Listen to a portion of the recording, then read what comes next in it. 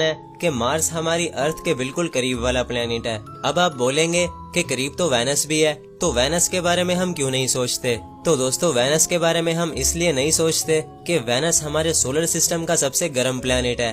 वैसे तो सूरज के सबसे करीब मरकरी है, लेकिन वेनस का टेम्परेचर मरकरी से भी ज्यादा है। वेनस की गर्मी किसी खोलते हुए लावा के जैसी है। अगर इंसान वेनस पर चला भी गया तो इंसान उबल जाएगा, इसीलिए हम वेनस के बारे में नहीं सोचते।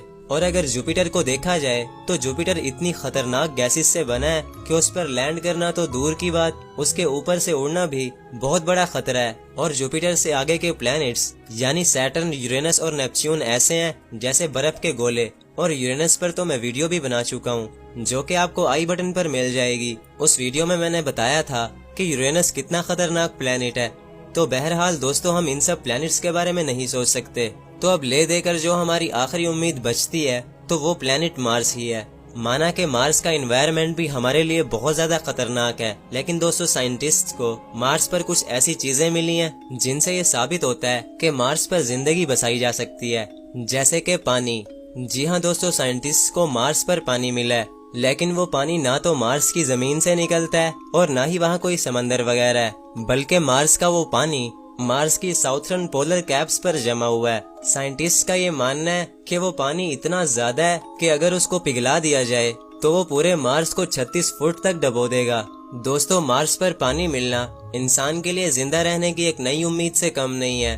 और तो और मार्स पर हमें सूखी हुई नदियां भी नजर आई हैं, जो कि इस बात का इशारा करती हैं कि मार्स पर कभी पानी भी हुआ करता था और अर्थ के जैसे नदियों में बहा करता था। इसी तरह मार्स पर कई ऐसे एविडेंस मिले हैं जिनसे साइंटिस्ट को ये लगता है कि मार्स पर कभी जिंदगी हुआ करती थी। नासा और स्पेस एक्स मार्स को बहुत ज्यादा स्टडी कर रहे हैं और स्पेस एक्स के मालिक एलोन मस्क ने तो ये तक ऐलान कर दिया है कि साल 2050 तक वो मार्स पर एक शहर बनाएंगे जिसमें लाखों इंसान रह सकेंगे, वो भी अर्थ की मदद के बगैर।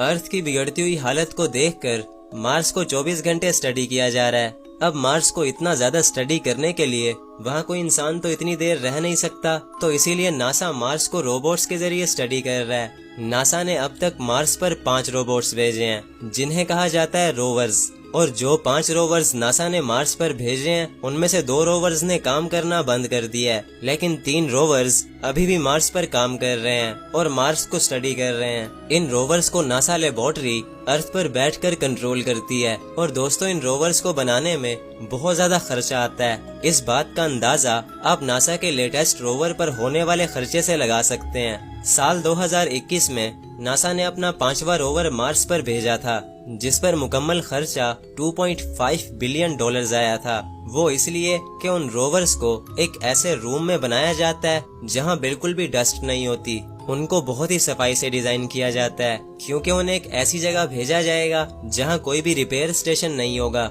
यानी मार्स पर। इसीलिए इन रोवर्स पर बहुत ज्यादा खर्चा होता है ताकि ये मार्स पर कई सालों तक टिक सकें। इन रोवर्स को बनाने के बाद इनको बहुत ही क्लीन तरीके से पैक किया जाता है। उसके बाद इनको अलग अलग पीसेस में डालकर नासा की लॉन्च व्हीकल में इंपोर्ट किया जाता है। उस लॉन्च व्हीकल का कोई ड्राइवर नहीं होता और उस व्हीकल को भी नासा लेबोरेटरी कंट्रोल करती है। जब उस व्हीकल को स्पेस में भेजा जाता है तो एक खास टाइम के बाद वो अपने टुकड़ों को अलग करती रहती है और फिर बहुत ही सेफ तरीके से उन रोवर्स को मार्स की सरफेस पर उतारती है। देखने में तो ये बहुत ही छोटा प्रोसेस लगता है, लेकिन दोस्तों मार्स पर एक छोटे से रोवर को पहुंचने में भी लगभग 7 महीने लग जाते हैं। दोस्तों, इन रोवर्स के जरिए इंसान अर्थ पर बैठकर मार्स को स्टडी कर रहे हैं और वो वक्त दूर नहीं जब इंसान मार्स पर रहना शुरू कर देंगे। दोस्तों, मार्स पर कभी लाइफ हुआ करती थी या नहीं, इसके बारे में साइंटिस्ट सिर्फ अंदाजा लगा सकते हैं। साइंटिस्ट का ये मानना है कि कई बिलियन साल पहले प्लैनेट प्लूटो जितना एक स्टार मार्स से टकरा गया होगा, जिससे मार्स पर लाइफ खत्म हो गई होगी। ये स्टार गन से निकली एक बुलेट की तेजी से मार्स से टकराया होगा और इसके टकराने से पूरा मार्स लावा की तरह उबल गया होगा। मार्स की आधी सरफेस तो हवा में ही उड़ गई होगी और मार्स को ठंडा होने में भी कई बिलियन साल लग गए होंगे। तो दोस्तों, मार्स पर कभी लाइफ थी या नहीं, इसके बारे में कुछ नहीं कहा जा सकता, लेकिन ये पक्का है कि अनकरीब इंसान मार्स पर लाइफ बसा लेंगे। अगर मुझे मार्स पर जाने का बोला गया तो मैं तो नहीं जाऊंगा, और अगर आपको बोला जाए तो आप जाना चाहोगे या नहीं, कमेंट करके जरूर बताना। तो इसी के साथ साथ दोस्तों, आज का हमारा ये वीडियो खत्म होता है। मैं उम्मीद करता हूँ हूँ आपको ये वीडियो पसंद आया होगा, तो इसको एक लाइक जरूर करके जाना, क्योंकि इन वीडियोस को बनाने में बहुत ज्यादा रिसर्च और मेहनत लगती है।